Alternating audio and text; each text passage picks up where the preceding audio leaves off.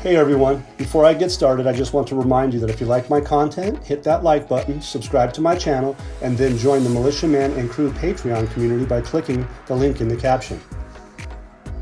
Hey, good evening everybody, Militia Man and Crew. It's Friday the 10th, and I wanted to say have a good weekend. Looks like it's going to be a powerful one because there's quite a bit of stuff that's coming from Iraq that is suggesting that many things are underway and converging at the same time, and we're going to get into some of that stuff. But I believe that the stage is basically set for Iraq's transition to the electronic digital transformation that they've been working on, and you can see some of that tonight to the point where they're doing things for reasons. And Al-Alaq has even spoken about it, and we'll get to what he has to say tonight as well, because it's the first time he spoke out about it. This article is called Al-Nusuri. He's an advisor to the he's a banking advisor, economic and banking. Article's called Explains the New Mechanism for External Transfers After the Platform is Closed. So here again, we're learning that, of course, that they've changed the dollar auctions to the new reinforcement mechanism. It's not happening the way it used to, everyone. It's just not. And that's why you're hearing people squeaking pretty loudly about pricing going up in the streets. It's because they can't get the dollar, right? So whatever's in circulation and on the ground is where they're going to get that money. And that's going to create an environment for those that are doing illegal trade. And basically they're breaking the law. And so it has nothing to do with the central bank anymore. There's calls that suggest that al-Sudani is a bad guy and that it's all his fault. Those are all rumors and speculation, people. The United States Treasury, U.S. Federal Reserve, has been in his back pocket for years. And he didn't get to the head of the AMF, which is, by the way, one of the Arab League. He was founding, Iraq was one of the founding members of the 22 nations that used the Arab accounting dinar. We went over that in our Discord chat room quite thoroughly and show evidence that we have in our Patreon, patreon.com/MM&C-REW. You can find all the information if you'd like to come in and do some research and join the crew and visit and say hi. So come on in. Everybody's welcome globally. So, and we have a lot of people from all around the world. I'm much appreciated to have everybody. I thank you for your kind support. All the donations over the last couple of years have been helping keeping this place going, and I think you guys see the positive effects. Our numbers show it, and so do our members that watch us on YouTube. We've kind of knocked it out of the park thanks to all of you. We appreciate that very much so. So have a good, safe weekend. I give my blessings to and prayers to all the people in California that are having these massive, horrific fires. So I have a family member that's down in Santa Monica, California. He's a deputy chief of the fire department, and my prayers are out to Danny. So let's keep everybody in our prayers. So anyway, this article, it says closing the platform is a closure of foreign transfers. It's not a foreign closure of the foreign transfers, but rather a change in the mechanism to achieve fluidity and speed by reducing the links. So they've been working on this for quite some time, and they've officially basically moved forward to it. It's not normal for the central bank or the U.S. Federal Reserve to carry out executive procedures, but the task of central banks is supervision and control. And so that's what Iraq has gone back to that. They weren't doing that for a very long time. So they are in line with all other central banks doing their normal work. And they're allowing the correspondent banks and the banks to facilitate that transfer of dollars when imports, exports, etc., legitimate trade through the platform. If you're not hooked up, you're going to have problems. We've said that numerous times, and they're telling people, it's by law. Okay, it says this will lead to expanding the number of Iraqi banks that participate in foreign transfers and reduce pressure on other banks. He stresses that the exchange rate announced as the parallel rate does not reflect a price reality. Again, What I said is right there in writing. So it has exchange rates that correspond to the official exchange rate of the central bank. That speculation in dollars on the black market is punishable by law. Therefore, what is in circulation is what remains with travelers. So legitimate trade. It says that there's about 3% less inflation rate, which is better than all the Arab regions. It's exactly what they wanted to do. It's going to get investors. They understand that. If you have high inflation, it's riskier. The higher the inflation rate, it's just not as good for business. And right now, Iraq is about 3%, 3.1% less than inflation rates in the Arab region. So basically, we've been following along with all this for some time, and we've been spot on talking about the dollar auctions were going to cease as we knew them, and sure enough, they have. It's fascinating, and I'm thankful that that's happened because I know what I own, and I'm looking forward to it just like everybody else. I really am. Here's an article called "The Government Consultant." Says 2025 will be a year for industry. No doubt, I'm sure of it. Prime Minister's advisor Hamoud al-Lami said in a statement to Iraq that the Prime Minister's visit to Iraq's factories has clear indications that the 2025 will be the year of industry. The Prime Minister stated that Iraq cannot continue to rely on oil revenues only. The country has the elements of transforming into an industrial country. And thanks to the availability of raw materials that they have, their industrial expertise, and having what? A local market. He goes on to say that the government is working on establishing integrated industrial cities that will be presented to developers to provide those necessary services, which promotes the establishment of even more new factories. The stage is set for creating industry, the private sector. There's no denying it anymore. Parliament publishes an agenda for next Monday's session. Well, that's interesting. So what do they say? They're moving on a few things, and one of the things that caught my eye was the third one. There's nine, or is there 10? Yeah, there's 10. So there's 10 items, but I'm just going to focus on and read out to you guys the 3 or 2 that I like the best. And what are they going to be doing? They're going to be voting on, which is the third one, voting on the draft law of the 4th Amendment to the Industrial Investment Law. And they're just talking about investment in industrial, right? Okay. Amendment to the Industrial Investment Law for the private and mixed sectors, number 20 of 1988. And basically what it's pertaining to the Investment and Development Committee, their article number 9. So that's going to be on the table. And realize that this is set for Monday, but has it been moved up to Sunday? We're going to find out. Well, we're going to have speculation on that. But anyway, the 9th one comes to point, which is a report and discussion of the second reading of the draft law amending the first law of the Federal General Budget Law of the Republic of Iraq for the fiscal years 23, 24, and 25. That's what we've been waiting for, I believe. I'm hoping that there's that component that we've talked about. The amendment to the 2024 budget, which is the investment side.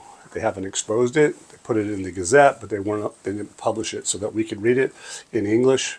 And I'm not so sure they even gave the content to it in Arabic. So I've had people that speak and write fluent Arabic, and they haven't seen it to this date, but that I'm aware of. I could be wrong, but I don't know. I don't think so. So anyway, that's a big deal. So there's many things that are happening prior to the meeting of Monday. So if that law, number 9, is exposed to the Parliament, I wouldn't be surprised if Al-Alaq has something to say prior to that. But we'll just have to wait and see. But this is all news that's coming out from Iraq, and to the best of our ability, and we analyze it, see what the best is, and we believe that most of this all comes from credible sources in their news. There's some good news and bad news out there, and we just filter through it the best we can. So don't shoot the messenger. But anyway, It looks great. House of Representatives agenda for next Sunday. So did they just move it up? The House of Representatives announced on Thursday the agenda for next Sunday's session, which includes a number of important issues that will be discussed during the next session. This was popped out, I believe it was yesterday, post that article I just mentioned for Monday's session. So this came in out of the blue, and it was like, wow, that's big. So out of the blue, they looks like they moved things up. But they're not the only ones that are going to be around. Remember, there was some meetings supposed to be with Turkey about water today. There's the Asian Parliamentary Committee that came to town, and that's going to be for tomorrow. And it's political, but nonetheless, it's for many countries in the region coming in tomorrow. And then it looks like the House of Representatives will have their meeting pulled up from Monday to Sunday, and then you're going to see a little while later that I believe, I think the Kurdistan region to visit Baghdad Sunday, which is the president of the Kurdish region, and I believe a delegation will be going. The president of the Kurdistan region, Neshervan Barzani, is expected to visit the federal capital next Sunday. He will participate in meetings of the State Administration Coalition, and that turns out to be the same day that the HOR is going to be in town at the same time. But anyway, there's an economist that comes out today, and it looks like electronic financial transactions save Iraq from cash shortage. Thursday says that the shift towards electronic financial transactions and generalizing this to all government and private transactions will save the country from a shortage of cash. They say that it will not suffer financially because its financial transactions are now electronic. It says these transactions make it necessary for governments to print currency continuously, as this process is financially costly. Iraq prints some denominations domestically, and other denominations of currency are printed abroad, and printing them costs the financial value of the currency. So they're saving money from having to print money because they're going to have less cash circling around. Okay, so we can, I think we can see what's happening now with Iraq's financial and economic reforms, whether the private or the public sectors. They're telling us what they've been doing, and what we've been expecting in an international mannerism. I think if you guys can't see it, I don't know why, but it's powerful. I really do believe that all these things are collective, and it's like coming into, or if we were at Pyramid, for instance, all the stuff way out wide is finally coming to a peak. So here's a article called "The Birth of a New Banking Entity in Iraq." It says a government advisor reveals the details. And what are they talking about? They're talking about the financial advisor to the Prime Minister, Saleh, we all know him, Nasuri, Saleh, those two guys we always listen to, revealed a study being conducted by a global consulting firm that's been commissioned by the state to restructure the Rafidain and Rashid banks. And it constitutes about 85% of the market in the country. And they go on to say that the study aims to establish a new banking entity specialization in the government banking operations to meet the government's needs exclusively. This entity will contribute to achieving the goals of the Unified Treasury Account. You guys know about the Unified Treasury Account? Well, it's electronic. It's basically Baghdad and Erbil have had to connect.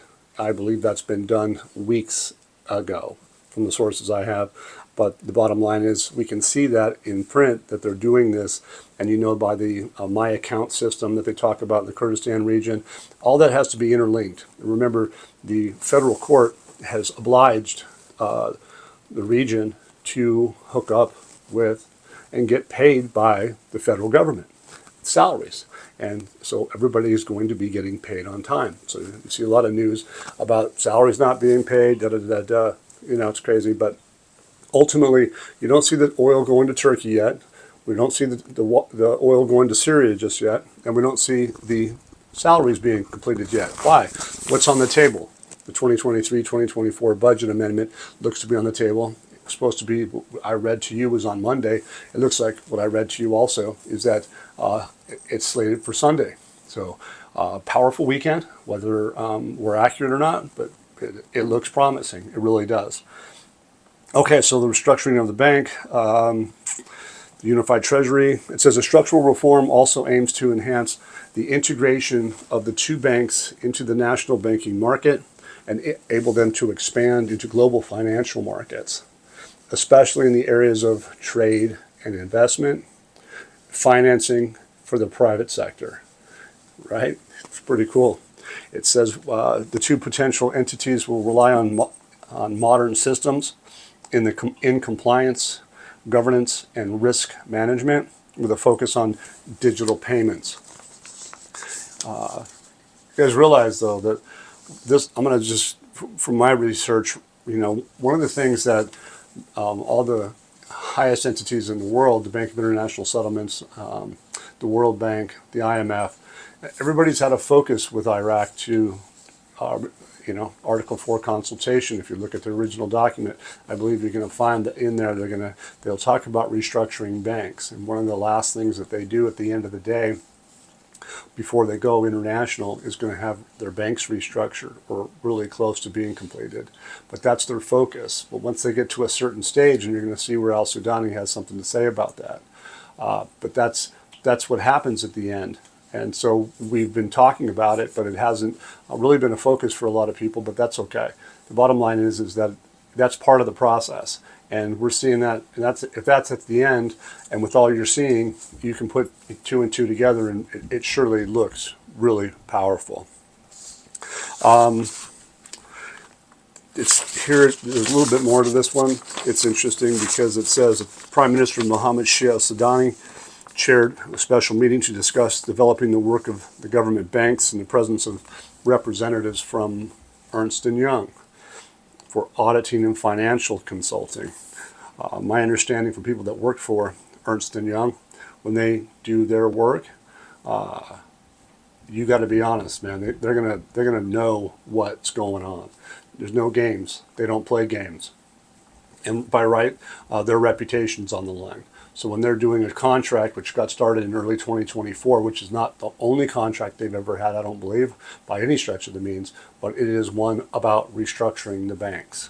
And I thought that the contract was for 7 or 8 months, but it's been about 10. But nonetheless, things take time, and obviously grace is given.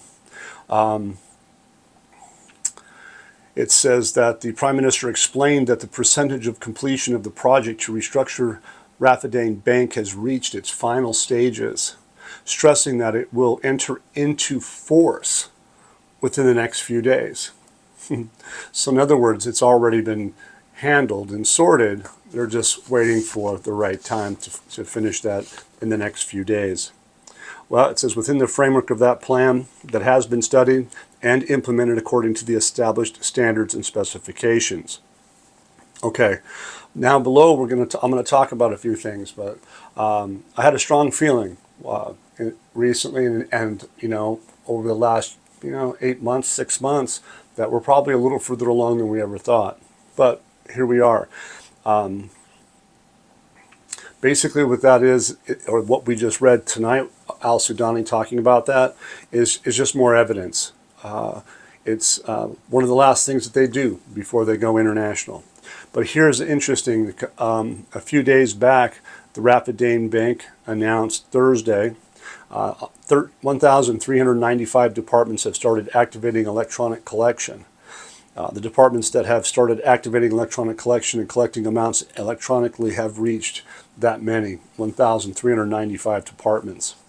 So basically, all this time, if they've done that with all those departments, I would suggest that Ernst & Young had something to do with that. And that's part of their restructuring. So in other words, they're gearing for, their e-government is going for state institutions and private sector to use point of sale. They're going to do electronic payments. And they told you that they don't want to spend the money on printing a whole bunch of new money. They want less cash. So all of these things coming at this time are by no coincidence. not in my opinion anyway. So here's an article that says the Kurdistan Regional Government holds extraordinary meeting on what? Employee salaries. The Kurdistan government announced on Friday its intention to hold extraordinary meeting to discuss the issue of Kurdish employee salaries. It says an extraordinary meeting will be held for representatives of the regional government in Baghdad, the heads of the Kurdish blocs in the Iraqi Council of Representatives, and the Prime Minister in the region. The meeting will discuss the issues of employee salaries and financial dues to the Kurdistan region, and they're to participate in the meeting of the State Administration Coalition. That's on Sunday. If I have it right, that's on Sunday. So that's a powerful statement, you guys. There's an article here about the cooperation agreements and new listings to support the Iraqi Stock Exchange.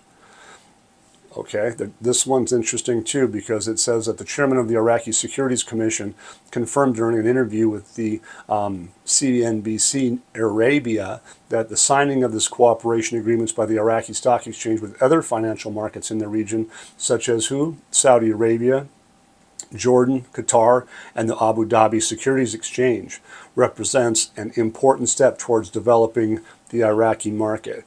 And so all of this is happening at the same time. And remember, you guys, ever since about 2018, they showcased Iraq at ISX. The expectation was in 2018 when they printed some new currency back then. We thought were the lower denominations. Well, they do print money and they'll sit on them for a while. It's obviously been a few years. But the point is that they were showcased on the NASDAQ, that they were going to interlink. I believe that if people remember correctly, there was an interview with the top guy from the ISX, and he was waiting for an exchange rate change. That was back then. So here we are now. Look, there's a lot of money in Saudi Arabia. There's a lot of money in Jordan, Qatar, and the Abu Dhabi security exchanges. There's a lot of wealth out there. So is it going to promote Iraq? Sure. Is it going to get them and get that market to boost them high enough to where that they can get on the NASDAQ? Well, that's I think that's an implication.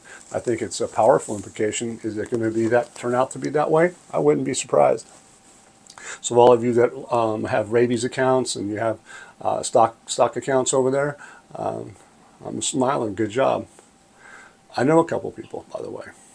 The governor of the Central Bank of Iraq acknowledges the existence of official outlets that charge unlicensed commissions. So here's Iraq's central bank talking. It was yesterday. The governor of the Central Bank of Iraq, Ali Alak, acknowledged the existence of an unlicensed commissions that are not subject to the supervision of the central bank at some points of sale and transfer offices, and threatened to close those outlets and convert them into the exchange companies. This was Alak's first statement after the decision to close the electronic platform. Uh-oh, there it is again. Close the electronic platform, the one that they were getting the dollar from. Yeah, they changed it, if you remember. Okay, and they switched to working with the correspondent banking system. And what did Iraq's central bank do? They moved back from being a facilitator of a lot of this. They're going to be in the supervision, monitoring and supervision of the banks and correspondent banks. So Alak said in the press statement that the incoming dollar transfers are subject to the decision to restrict dealing in dinars after allowing banks to import them and limiting their smuggling operations. While he's confirming that the project to establish a national company for electronic payment has reached advanced stages. So if you noticed the theme tonight, everything's in advanced stages, and now we're watching to see what happens in the political realm, and we're going to also watch and see if Al-Alaq has more to say because of what I just talked about, the presentations. Collectively, see what happens tomorrow with the Asian arena in the Parliament, and we'll see what happens in the House of Representatives and the Parliament on Sunday. And we'll see if it bleeds over to Monday. We'll find out. But we'll see what they have to say. So I hope everybody enjoys their Friday night. Thank you for being with us. Militia Man and Crew appreciates all the support. We have the Venmo, PayPal, and Zelle to help keep us going. We plan on being around for a while for many other things, and we'll see how that turns out. But anyway, thank you for being here. Don't forget, turn on your notifications for the next video so you get an email. And then don't forget to hit the like and subscribe button. I'm pushing 50,000 subscribers. If you guys want to help, thank you.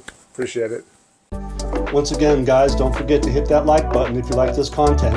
Subscribe to the channel or join us at the Militia Man and Crew Patreon community for even more exclusive content. You can also donate to this channel by hitting the links in the banner to help keep this page up and running. Your generous support is greatly appreciated as always. Much appreciated. Thank you so much and have a great day.